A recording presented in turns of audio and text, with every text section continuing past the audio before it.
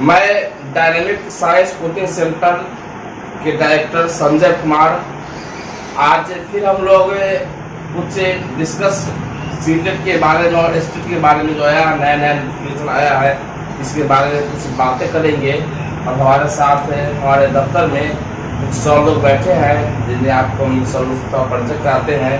ये हमारे हैं वकील सर हैं जो कम्युनिटी पढ़ाते हैं, और हमारे इंग्लिश के टीचर है जो उनके नाम में अफरीदी सर जो इंग्लिश पढ़ाते हैं और बहुत बेहतर तरीका से पढ़ाते हैं। तो हम लोग इनसे थोड़ा सा बातें करेंगे और खास किस मुद्दा पर बात करने के लोग आज बैठे हैं छुट्टी के टाइम देखते हुए। सर, अभी सरकार का जो आदेश था वो कुछ और था, और सुप्रीम कोर्ट का जो आदेश आ गया, जिससे जो बीएड वाले जो विद्यार्थी थे जो बीएड कर चुके थे पेपर 1 में जो अगर पास अगर है उनके लिए एक निराश का न्यूज आ गया है। इस बात पर क्या कहना है? सुप्रीम कोर्ट ने हाल ही में जो न्यूज दिया है कि जो बीएड वालों को 1 to 5 में एंट्री नहीं मिलेगा, यानी वो परीक्षा में नहीं बैठ सकते, उनका मान्यता नहीं दिया जाएगा।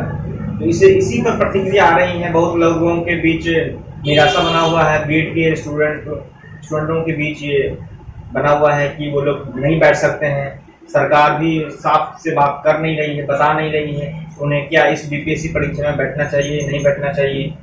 तो इस मुद्दे पर जो है सो बहुत सारा सरकार का भी कुछ सकारात्मक कोई नजरिया नहीं नजर आ रहा है जी, ये बात। यानी कहा जाए तो अभी जिस दिन से सुप्रीम कोर्ट का आदेश आ गया है उसमें सरकार अभी तक कुछ नहीं बोल रही है। बिहार सरकार अभी तक कोई प्रतिक्रिया नहीं दिया है। ऐसा तो नहीं सर कि जैसे मान लीजिए पेपर 1 के लिए जो एग्जाम का जो फॉर्म अप्लाई हम लोग कर चुके हैं, जो बीएड वाले जो है तो एग्जाम देने के लिए फॉर्म अप्लाई कर चुके हैं। सरकार अब इसलिए तो चुप तो नहीं है कि कहीं रकम वापस करना पड़ जाए। सरकार को तो यही मंशा लग रहा है कहीं उनको पैसा वापस ना करना पड़े। पैसा हो चुका है सारा, मतलब सारा सेंटर सब खुद सेट हो चुका है, तो फिर से वापस मतलब करना हटाना मुश्किल पड़ रहा है। इसलिए और सरकार ने पहले ही कहा था कि हम तो इसमें कोई लेट नहीं करेंगे, परीक्षा में लेकर रहेंगे, तो इसी पर वो सरकार अमल कर रही है। सरकार का तो वैकेंसी दब जाती है तो उसका सरकार का तो मंशा होता है जो लोग एग्जाम में बैठे, आप पास करिए या ना करिए, उनको फंडिंग से मतलब राजस्व में बढ़ोतरी हो रही है। तो फिर सरकार चाह रही है कि परीक्षा हो जाए, उसके बाद में बीएड वालों को भी हटा दिया जाए। सरकार को कम से कम इस पे ध्यान देना चाहिए। जो माननीय सुप्रीम कोर्ट का जो जजमेंट है उस पर उनको देखते हुए कुछ वक्तव्य सरकार को देना चाहिए। हम लोग जो है अपने वीडियो के माध्यम से बिहार सरकार से आग्रह करेंगे कि आप जो है जो बीएड वाले बच्चे को जो माननीय सुप्रीम कोर्ट ने कहा है कि मतलब वो जो है इसके लिए 1 से 5 तक का जो क्लास होगा उसके लिए वो मतलब नहीं अपेयर होंगे, मतलब वो नहीं आ सकेंगे।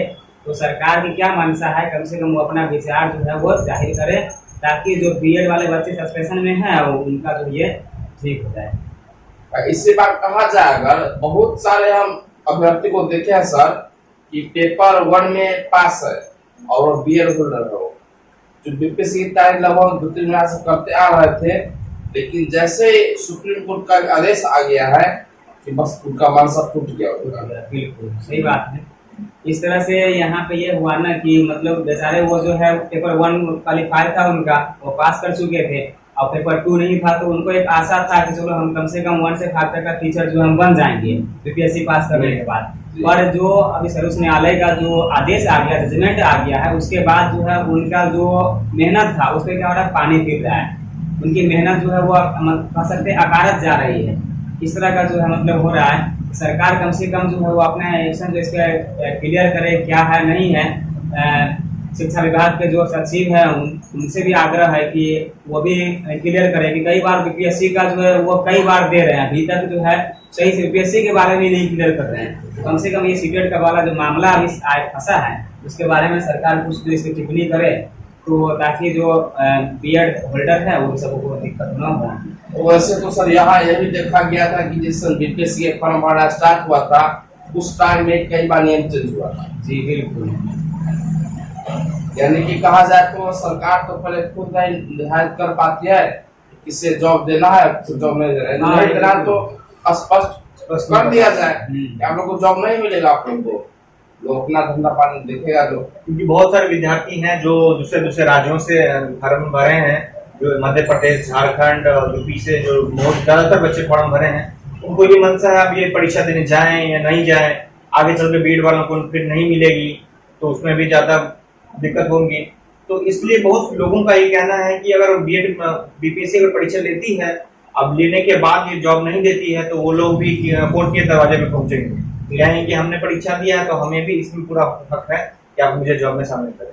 तो ये और दूसरी बात सर ये भी है कि सर बीपीएससी का जो एग्जाम में फॉर्म जो अप्लाई किया है वो बिहार से बाहर के बच्चे भी अप्लाई किए हैं। अब क्योंकि बच्चे जो है फंडिंग लगा है और उस टाइम अगर आपको ज्वाइन करने के जो लोग अगर डीएड कर चुके वही लोग फॉर्म भरे हैं, जो अगर पास थे और डीएड वाले थे तो वो भी फॉर्म अप्लाई बीपीएससी में कर दिए। और यह बात पहले बोला जाता अगर तो उस समय लोग फॉर्म नहीं भरते, अप्लाई नहीं करते। बिल्कुल, अगर बीपीएससी फंडिंग करवा दिया आप लोग। जिसमें बीपीएससी के एग्जाम के बारे में कहा गया कि हम जो मतलब शिक्षक जो बनेंगे बीपीएससी का एग्जाम देंगे उसमें उनको क्लियर कर देते हैं कि 1 से 5 के लिए जो है बीएड नहीं होगा, जो डीएलएड कर किया है वही 1 से 5 के लिए होगा। तो बहुत सारे बच्चे ऐसे होते हैं जो बीएड वाले में तो वो नहीं भरते, वो 6 से 8 के लिए भरते या 10+2 के लिए भरते वो, या 8 से 10 के लिए भरते वो, ऐसा भी हो सकता था। और उस समय जो है ये बात जो क्लियर नहीं की गई थी।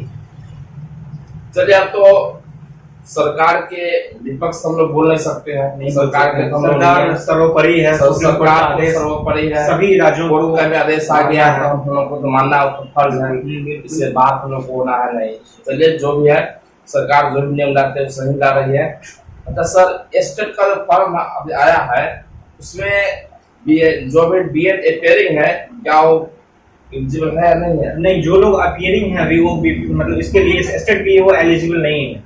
उनके लिए क्राइटेरिया रखा गया है, जो बच्चे पास आउट पहले से पास है व्यक्ति वही इसमें फॉर्म भरेंगे। और उनमें भी बहुत सारे लोग तो फॉर्म तो अभी स्टार्ट हो चुका है, कुछ डॉक्यूमेंट का रिक्वायरमेंट है जो कि आधार कार्ड है, जातीय आवासीय प्रमाण पत्र है, मूल प्रमाण पत्र है, 10वीं 12वीं आधार कार्ड हो गया, फोटो होगा, उसमें जो भी होगा, मैट्रिक का आपका जैसे मार्कशीट होगा, आपका इंटर का होगा और ग्रेजुएशन का होगा। अच्छा सर ग्रेजुएशन अगर कर चुका तो पेपर 1 के लिए यानी कि 9 और 10 के लिए होंगे नहीं? जो लोग ग्रेजुएशन कर चुके हैं वो 9 10 के एलिजिबल होंगे पेपर 1 में। बहुत सारी चीज में डीप सिलेबस है जो कवर करना। और पेपर 2 के लिए जो लेवल 2 के लिए जो पीजी कर चुके हैं, यानी कि अगर 7 शब्द में कहा जाएगा अगर तो उसमें भी जैसे सीट में पेपर 1 2 होता है उस ढंग से स्टेट का पेपर 1 2 होता है। तो 1 2 हो गया आपका 9 10 हो गया और पेपर 2 हो गया आपको 11 12। अगर हम लोग बात करें कि जो लोग 20 अगस्त को जो परीक्षा होने वाली सीटेट की परीक्षा हो रही है उसकी अगर बात करें तो उसमें जो है सरकार ने सुप्रीम कोर्ट ने जो आदेश दिया है तो क्या है तो उसमें उसको राजनेता मतलब जो बीएड वाले स्टूडेंट है वो 125 के एलिजिबल नहीं है। तो उसमें सर्टिफिकेट लिखा है, सुप्रीम कोर्ट का आदेश था तो उसने उस सर्टिफिकेट में लिखा हुआ है सीटेट वाले में कि जो लोग सुप्रीम कोर्ट के आदेश के अनुसार ही चलेंगे वो। तो हाँ वो तो सब सोचता है यानी कि दिसंबर में एग्जाम जो हुआ था उसके जो मार्कशीट मिला उसमें स्पष्ट रूप से लिखा हुआ है कि यह सर्टिफिकेट आपको तब तक के लिए दे रहा है जब तक सुप्रीम कोर्ट कोई आदेश नहीं दे रहा है। सुप्रीम कोर्ट का कोई फैसला आ जाएगा अगर या आपका जो डिग्रियां है जो अपना सर्टिफिकेट जो आपको दे रहा है वो रद्द हो सकता है। तो सीटेट ने ये डिसाइड किया है कि जो बीएड वाले स्टूडेंट हैं जो 1 to 5 क्लियर किए हैं वो उसको अमान्य करते हैं, वो सिर्फ एलिजिबल हैं 6 to 8 के लिए एलिजिबल है, उसे पेपर 2 देना है अनिवार्य है। जी ऐसा बात है। अगर सर कहा जाएगा अगर अभी तो एग्जाम काफी निकट आ गया है तो ऐसा कोई कुछ बता दीजिए लोगों को कि जो कम पढ़ चुके लोग हैं जो कम पढ़े हैं उनका बेहतर नंबर कैसे आएगा? कौन सी एग्जाम? सीटेट के लिए। सीटेट की अगर बात करें कम टाइम में नंबर लाना है तो आप लैंग्वेज पे फोकस कीजिए। लैंग्वेज वाला पेपर में कुछ चीजें हैं जो आपको आसानी से हो जाए, जैसे पढ़ने और रीडिंग कॉम्प्रहेंशन है, गद्यांश पद्यांश है, उसमें नंबर लोगों को स्टूडेंट को ज्यादातर आने की पॉसिबिलिटी होती है। कम टाइम में मेहनत करके नंबर लाया जा सकता है।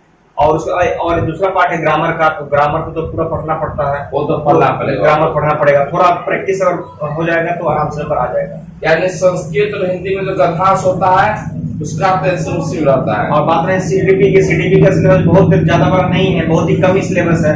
वो मगर उसको सिर्फ रिवीजन कर लिया जाए, बढ़िया से उसको पढ़ लिया जाए, 20-25 पेज का नोट्स पढ़ लिया जाए तो आराम से नंबर लाया जा सकता है। और ज्यादातर कोशिश है कि प्रैक्टिस अगर हो सकेगा उतना करना जरूरी है। कम से कम 100 क्वेश्चन सॉल्व करना चाहिए उनको, तो ये जरूरी है। उसका ईवीएस का सिलेबस थोड़ा बड़ा है तो इसलिए किताबें तो नहीं पढ़ना चाहिए, अभी तो एग्जाम करीब आ गया तो कम से कम प्रैक्टिस करना जरूरी है। ओनली सेट प्रैक्टिस करना जरूरी है। मार्क्स जितना आना चाहिए वो सेट में प्रैक्टिस जितना अभ्यर्थी कर सकें ये जरूरी है। अच्छा, गलहास की सब हो गया अगर तो कुछ बुक हम देखे हैं उसमें दिया हुआ है, तो हमको लगा है सर कि गलहास पढ़ने से पहले उसका क्वेश्चन पहले पढ़ना चाहिए। पहले पढ़ लीजिएगा तो आपको आइडिया हो जाएगा, पढ़िएगा अगर आपको आइडिया हो जाएगा इसमें क्या क्या क्वेश्चन से निकल रहा है तो आपको ठीक मानने में कोई दिक्कत नहीं होगी। और ऑफलाइन से आपको एक फायदा हमेशा यह भी लग रही है इसमें सेट क्वेश्चन कम होगा तो लोग का रिजल्ट आने की संभावना ज्यादा है। क्या जो अभ्यर्थी पहले से सीटेट पास हो चुके हैं तो उनके लिए तो अमान्य है, जो इस बार भर रहे हैं तो उनको तो इस बार परीक्षा तो दे सकते हैं, वो क्वालिफाई में बैठ सकते हैं, वो तो बैठ सकते हैं। आगे अब उसको अमान्य कर दिया जाएगा तो, लेकिन इस बार अगर सब बैठेंगे अगर हो तो उनको लाभ नहीं, कोई लाभ नहीं, आने वाले कल के लिए वो लाभ नहीं मिलेगा, नहीं मिलेगा। तो ये ज्यादातर लोग, इसलिए बहुत लोग एक्सपर्ट लोग का ये कहना है कि जो लोग बीएड कर चुके हैं वो 6 to 8 में ज्यादा फोकस रखें, क्योंकि उनका जॉब 6 to 8 से ही होने वाला है। यदि पेपर में ध्यान देने से कोई फायदा नहीं है, अधिक लाभ ऊपर ध्यान देना भी है, टाइम भी कम है। क्या तो विशेष हम लोग क्या बताएं कि अब अगर कोई दिक्कत होती है तो वीडियो में आप लोग कमेंट करेंगे, फिर जैसा आप लोग कमेंट आएगा, जैसा आप लोग क्वेश्चन आएगा, फिर हम लोग कहीं बैठेंगे तो उस मुद्दा पर हम लोग बात करेंगे, फिर आप लोग सुन लीजिएगा। इन्हीं बातों के साथ जो है हम लोग आज का बैठक जो है वह समाप्त करते हैं। जय हिंद, जय भारत।